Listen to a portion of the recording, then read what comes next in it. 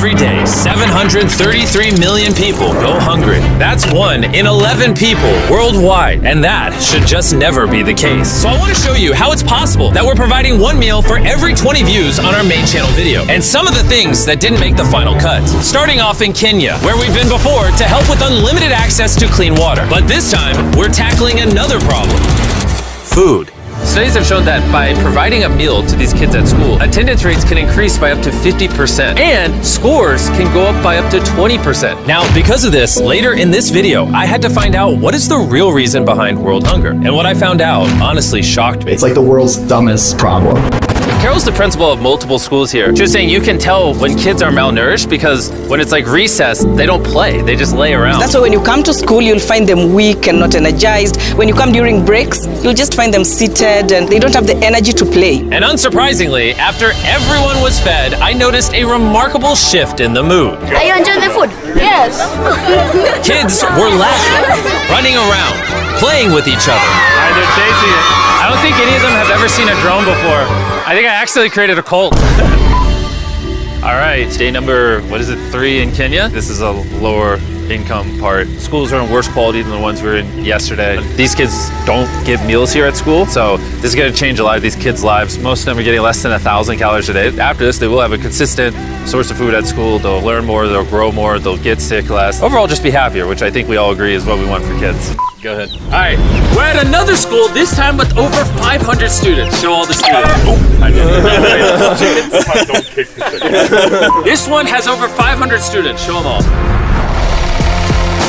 And after feeding thousands more, we set them up for the future by hooking them up with everything they could possibly need. But before we left, the behind-the-scenes team was given an exclusive look through one of Kenya's top universities, where I had the chance to speak with some of their business students. What's your long-term vision for philanthropy and making our world a better place? So long-term for us, we have a chocolate brand called Feastables, and I started studying our supply chain. I was like, whoa, there's a lot of people who are below the age of 16 on the farms, and this is kind of not cool. So hopefully the long-term impact we have is there's over 1 million kids in child labor, and we make a big dent getting as many of those kids out of child labor as possible.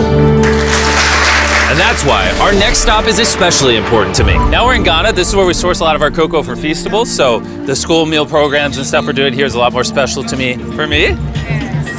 Thank you. It's honestly amazing that these communities put together ceremonies just like this one as a thank you for providing something they should already have access to, like food. I would like to welcome Jimmy, also known as Mr. Beast. Thank you. Thank you.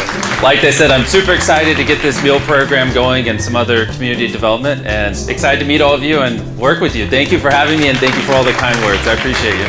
So this is our native kente, and we want to wrap you with the kente to show our appreciation. So you are now the sub-chief of this town. Thank you.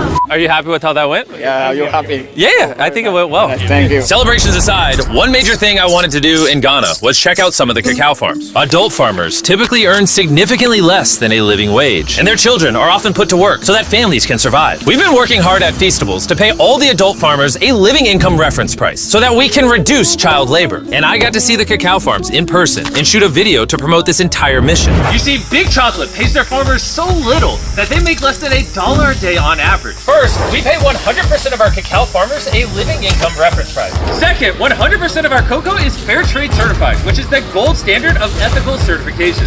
Appreciate you. Appreciate you guys. I'll see you guys tomorrow. There you go. Thank you. Everyone who watches the main channel video might not fully understand the impact, but this is going to keep a lot of kids at school. It's going to lower the dropout rate. It's going to get people off cacao farms, which is what I'm trying to do at Feastables. We just kicked off the school meal program here. Crazy enough, they had 10 kids enrolled because rumors went around that I was starting a meal program. And then since we started a couple of days ago, 11 more have enrolled. So 21 just because of the free meals, which is great because it's 21 extra kids, most of which probably would have been working on cacao farms. They said like 97% of kids here came from cacao farms. And now they're getting well fed and getting an education. Over the past few years, we've done everything we can to give back, like building 100 wells in Africa, 100 houses across the world, and helping 2,000 people walk again. And after 73 philanthropy videos, with the help of you guys, we've spent over $90 million towards these projects. And while that might seem like a lot, there's still a lot more work to be done.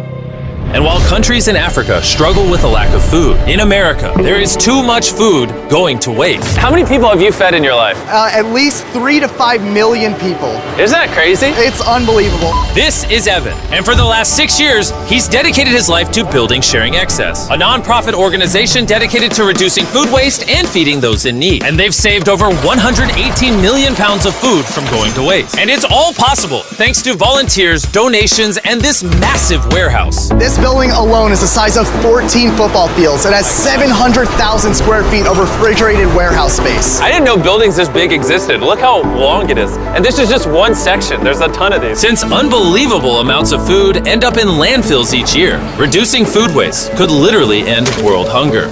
And after talking with Evan, I really started to understand why. Over the last 3 years, we've done 24 million pounds of produce just from this one building. And before 3 years ago, they were just throwing it away? Yeah, it was about 10 million pounds every year that they were throwing away. And they would spend $1 million to throw that food away. It's like the world's dumbest problem. But we have an organization that's set up to cook the food into meals. Obviously, it's genius that you're doing it, but why didn't no one do this earlier? Everyday consumers like us have no visibility to it. It's basically these guys in their trucks and they're like throwing away truckloads and truckloads just because it's convenient for them. We're there as consistently as a trash truck would be there. We kind of beat the trash trucks. Pallet of food that they would throw away would cost them $100. We've saved them at least $1.5 million in waste costs here. In America alone, nearly 133 billion pounds of food goes to waste every year. That's the equivalent of almost 200 Empire State Buildings each year. And people like Evan are finding smart, scalable ways to reduce this number. What do you have planned for us today? So today we'll be going through a day in the life of Sharing Excess. We'll be saving some food, we'll be sorting through it, we're gonna cook the food that we rescue into meals, and then we're gonna give it out to people. It's gonna be a great day. Every day, Evan gives you excess food that would have been thrown away. You customize a recipe around it, and then make it at scale and give it to people in need.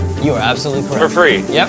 Why? That's part of my past. I'm formerly on house myself. I struggled with drugs and alcohol for a long time, and I know what it's like to be hungry. Just while shooting this video, we made 300 meals in that kitchen. But because of the views the main channel video will get, Chef Matt is going to be able to make thousands and thousands of meals for people. Nolan, I think we're gonna need some more peppers. Can you come with me real quick? Some more peppers? All right. All right, they're gonna be right over to the right in there. And Over here? Yep.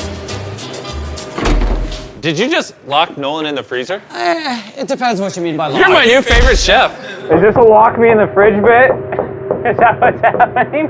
We spent a total of 2 days in Philadelphia prepping, filming, and handing out a ton of food. And once we were done there, we took the operation back to my home state of North Carolina to do a free food drive for the local community. Every car here is getting a box of perishable food, some packs of grapes, some bananas, some meats, lots more vegetables, pre-made meals, things that would have been thrown away, but because of Sharing Excess, isn't. Evan, how does it feel to see all the food you saved go to people who need it? Oh my God, it's like a dream come true. In total, we fed over 7,000 people during the production of this video. However, that number will continue to climb the more you watch the main channel video. So if you haven't already, go watch it.